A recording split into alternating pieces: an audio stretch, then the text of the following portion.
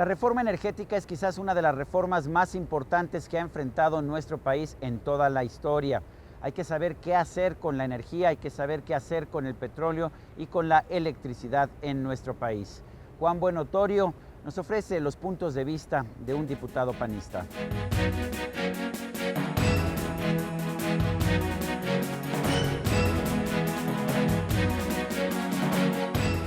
Juan Buenotorio es vicecoordinador de Política Económica del Partido Acción Nacional en la Cámara de Diputados. Además fue director de Pemex Refinación. Juan, gracias por estar con nosotros en la entrevista. Con mucho gusto, Sergio. Después de tantas discusiones, décadas de discusiones, ¿por qué sigue siendo importante tener una reforma energética?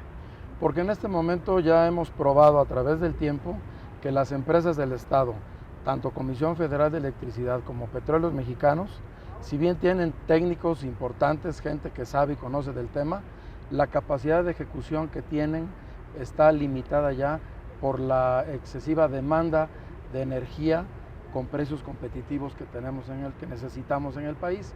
Por lo tanto, consideramos que es oportuno ya, después de tantos años de que el Estado mexicano solamente está actuando en torno a la generación y producción de energía, consideramos pertinente que haya nuevos actores que le den al país una sustentabilidad en el mediano y en el largo plazo, en la proveeduría de energía a todas las actividades productivas de México.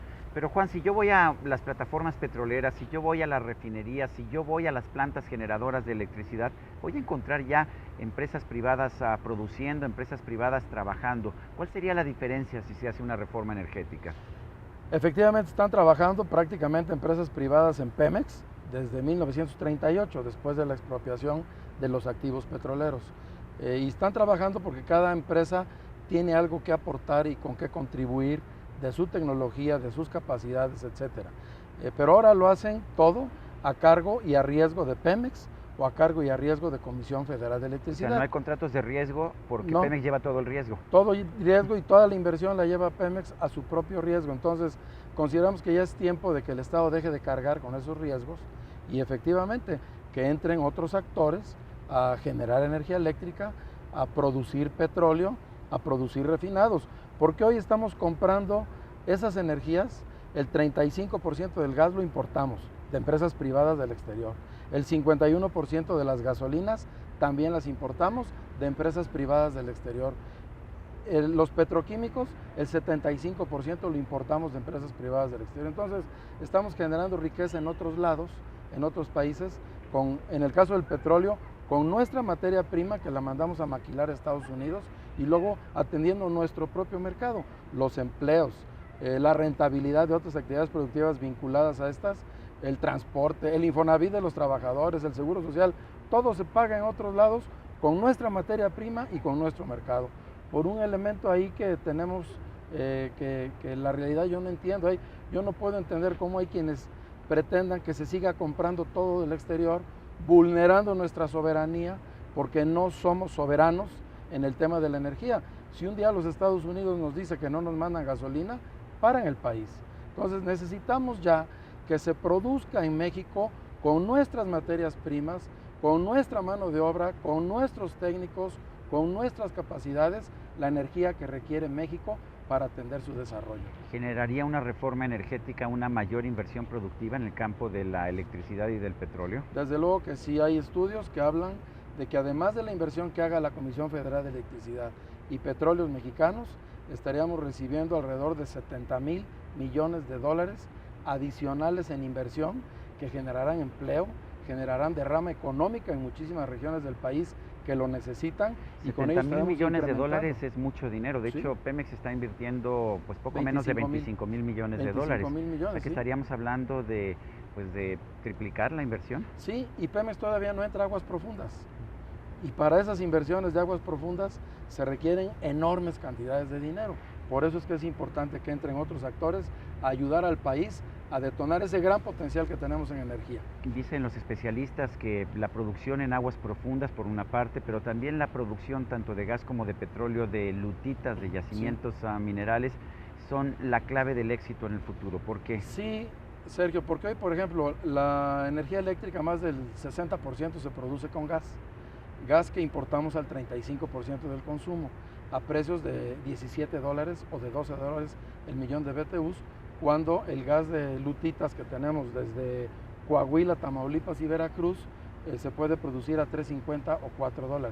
Eso impactaría en los costos, favorablemente en los costos de la Comisión Federal de Electricidad y de la industria mexicana que requiere gas para sus procesos, y al mismo tiempo en el recibo de gas de todos los hogares de los mexicanos, porque hoy el gas es más caro en México porque lo importamos y lo traemos por barco de otros lugares, de Asia, de Bolivia, por ejemplo. ¿Qué dices acerca de los argumentos de quienes dicen, no, es que si abrimos esto a la inversión privada, las empresas privadas se van a llevar una parte de la utilidad que nos podríamos quedar nosotros? No, porque está perfectamente explícito en la iniciativa del Partido Acción Nacional, por ejemplo, que es muy completa, que además de traer modificaciones a los 3 artículos constitucionales, traemos una propuesta de 15 artículos transitorios que regula adecuadamente eso, que le da mucha fuerza, autonomía de gestión y presupuestal a Pemex y a Comisión Federal de Electricidad, y al mismo tiempo regula a través de un entramado institucional de organismos reguladores como la Comisión Reguladora de Energía, la Comisión Nacional de Hidrocarburos, todo el proceso industrial y de explotación de la energía que se va a hacer. Y el recurso, la renta petrolera, esa seguirá siendo del Estado mexicano. Hoy Pemex le paga a la nación el 71.5% por el derecho de extraer el crudo del subsuelo. Lo mismo tendrán que pagar las otras empresas que entren en igualdad de circunstancias con Pemex. Pero así no sería rentable la producción. De hecho, Pemex sí paga el 71%, pero pues, finalmente Pemex es una de las pocas, o yo creo que la única empresa petrolera en el mundo que pierde dinero, ¿no? Bueno, en la parte de exploración y de producción no pierde dinero Pemex. Ahí gana dinero a pesar de pagar los impuestos. Pierde en refinación, donde ¿no pierdes es así? En refinación y en petroquímica. ¿Por qué? ¿Por qué pierden refinación? Porque las refinerías de Pemex se hicieron para atender la demanda de Comisión Federal de Electricidad en combustóleo. Así se generaba energía eléctrica en el país a base de combustóleo. Ahora las tecnologías han evolucionado y Pemex se queda con su combustóleo y no tiene mucho que hacer con él más que venderlo barato a muchos otros destinos en el mundo, y eso limita su capacidad, porque las refinerías producen, las que no están reconvertidas, el 35% de combustóleo, que es un subproducto muy barato. Por eso se hacen reconfiguraciones, para que eso residual que queda todavía se siga refinando y nada más quede un 7, un 8% de combustóleo, y los demás son productos como la gasolina, la turbocina de mayor valor agregado. Eso le haría a Pemex Refinación mejorar sustancialmente sus resultados, además de la logística y de la infraestructura de transporte por ducto y todo lo que requiere, que está muy rezagada la inversión. Tiene tecnología muy atrasada aún. Hay quien dice que lo único que hay que hacer en Pemex es evitar que la Secretaría de Hacienda saquee a la empresa, y por otra parte combatir la corrupción, que eso es suficiente para liberar recursos para la inversión. Yo creo que no es suficiente. Hay que combatir la corrupción y por eso hay planteamientos específicos a ese respecto. Y Hacienda no saquea a Pemex. Es que ese es un contrasentido. El petróleo es de la nación. Pemex es el operador que lo extrae del subsuelo y le deja a la nación el valor del petróleo, es el 71.5%. Hay una propuesta para que sea ahora el 65%, porque el petróleo fácil ya se está acabando. Ahora necesita invertirse más para extraer el petróleo del subsuelo, y por eso se va a bajar ese derecho de extracción de crudo a 65%. No es suficiente. Si estamos hablando de que se requieren cerca de 70,000 millones de dólares para invertir y sacar adelante las necesidades de energía que tiene el país, para que México sea un país competitivo, que tenga energía a los mejores precios del mundo, sobre todo que tenemos la materia prima nosotros, no es suficiente, aún poniéndole otros 25,000 millones de dólares al mismo Pemex. ¿De dónde salen? Si el presupuesto de egresos de la Federación es muy estrecho y buena parte del dinero del petróleo pues va al presupuesto de egresos de la Federación para atender otras necesidades del país, porque no hemos hecho una reforma fiscal verdadera, hacendaria, que le dé a México recursos o ingresos tributarios como el resto de las economías del mundo. Apenas andamos en el 11% del PIB, cuando el que menos anda en el 21 o 22% de ingresos tributarios. Nosotros suplimos eso con la riqueza petrolera. Hay quien dice que permitir la inversión privada en Pemex particularmente en Pemex, pero también en Comisión Federal de Electricidad, es una traición a la patria. ¿Qué opinas? Bueno, no es una traición a la patria, pero además en la propuesta que hemos hecho nosotros no es inversión privada en Pemex ni en la Comisión Federal de Electricidad.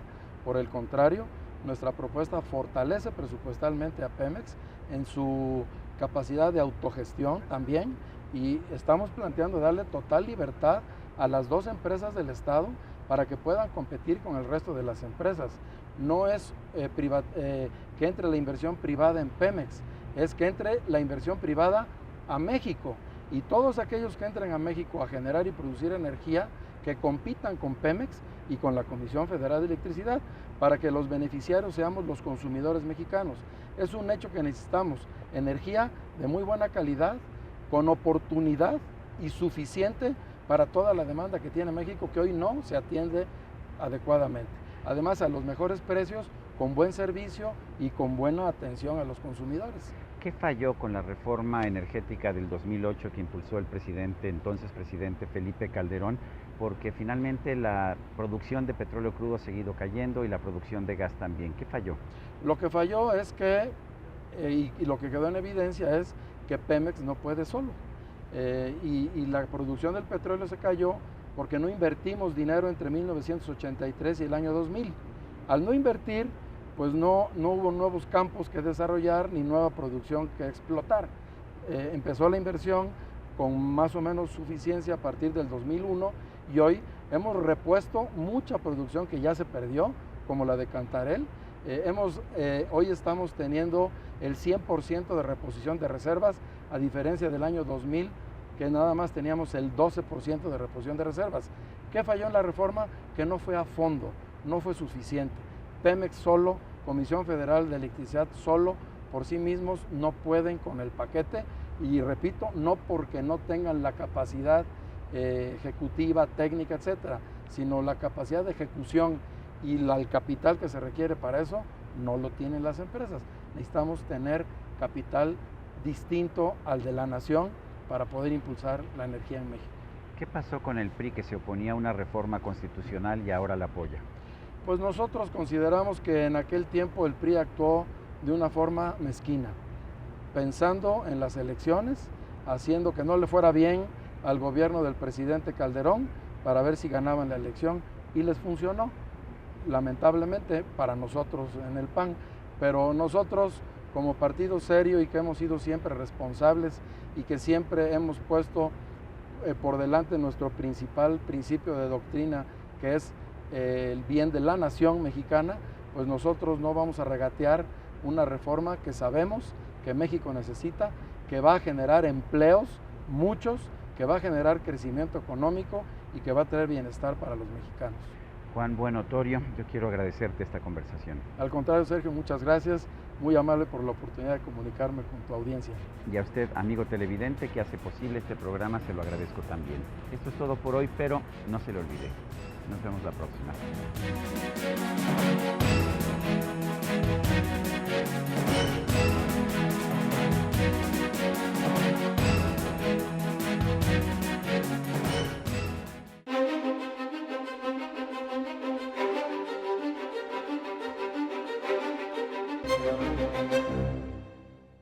Hace unos días recibimos dos muy buenas noticias. Por un lado, al científico mexicano Mario Molina le otorgaron la Medalla Presidencial de la Libertad 2013. Esto es muy importante, pues se trata de la mayor distinción civil que otorga el gobierno de los Estados Unidos. Con unas horas de diferencia, recibimos también la noticia de que el Premio Cervantes, considerado el Nobel de la Literatura en lengua castellana, le fue otorgado a la escritora mexicana Elena Poniatowska. Estos dos destacados mexicanos lo son tanto por la importancia de su labor como porque anteriormente recibieron otros galardones. Como ellos, hay muchos otros que también destacan en sus distintas áreas de desempeño. Es tiempo de reflexionar en lo destacados que podemos ser como individuos y como país. El crecimiento de una nación comienza por el hecho de que sus ciudadanos creen en ellos como personas y en el país como conjunto. ¿No es tiempo ya de que lo hagamos? En el ballet tenemos a un reconocido Isaac Hernández, en la música Alondra de la Parra, y en muy diversas áreas muchos mexicanos destacan en el mundo. Sin embargo, uno de nuestros mayores defectos es que dentro de nuestro país no los reconocemos lo suficiente. Más allá de eso, no los tomamos como los valiosos ejemplos que son para creer más en nosotros mismos y lograr mejores y más grandes metas cada día. ¿No le parece?